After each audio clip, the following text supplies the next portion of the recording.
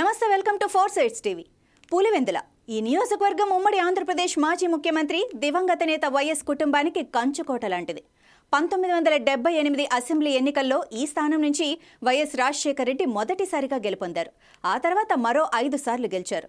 YS సోదరుడు వివేకానందరెడ్డి 2 సార్లు, YS Vijayamma 2 సార్లు, ప్రస్తుత సీఎం జగన్ 2 సార్లు గెలుపొందారు. 1991 ఉప ఎన్నికల్లో వైఎస్ రాజారెడ్డి సోదరుడు పురుషోత్తం రెడ్డి ఒకసారి గెలుపొందారు. రాజశేఖర రెడ్డి మరణానంతరం వైసీపీ ఏర్పాటయ్యాక వైఎస్ విజయమ్మపై వివేకానందరెడ్డి కాంగ్రెస్ తరపున పోటీ చేసి ఓడిపోయారు.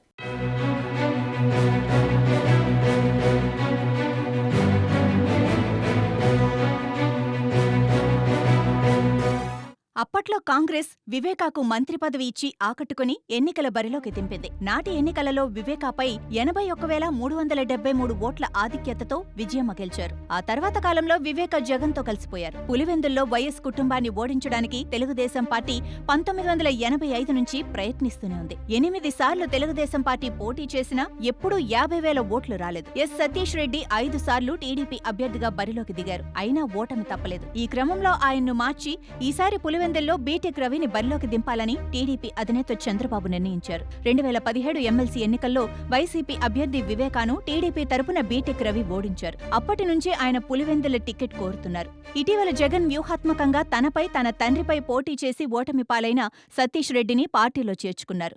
ఇప్పుడు సతీష్ రెడ్డి కూడా జగన్ విజయానికి కృషి చేస్తున్నారు. తన బలగమంతా వైసీపీ గెలుపు కోసం కృషి చేస్తున్నది.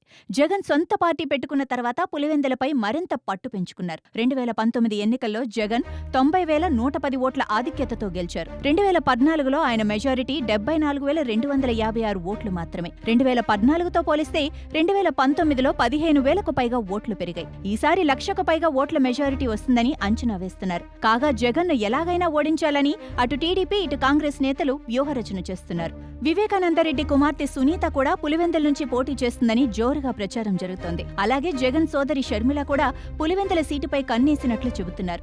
వీరిద్దరూ బరిలోకి దిగకపోయినా జగన్ కి వ్యతిరేకంగా ప్రచారం చేయవచ్చు. మరోవైపు పులివెందుల నుంచి పోటీ చేసేందుకు జగన్ అన్ని ఏర్పాట్లు చేసుకుంటున్నారు. ప్రభుత్వం మీద పూర్తిగా వ్యతిరేకత ఉందని, బీజేపీ జనసేనను కలుపుకొని వెళితే పులివెందులలో కూడా టీడీపీ జెండాను ఎగిరేలా చేయవచ్చని పార్టీ అధినేత చంద్రబాబు యోచిస్తున్నారు. కానీ ఈ నియోజకవర్గంలో వైఎస్ కుటుంబంపై గెలుపు సాధించడం అంత సులువేం కాదని బాబుకి కూడా తెలుసు. ఆయన అనుకున్నట్లుగా టీడీపీ విజయం సాధించడం బహు కష్టం.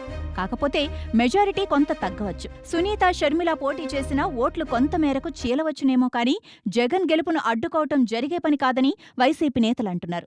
చూద్దాం ఏం జరగనుందో.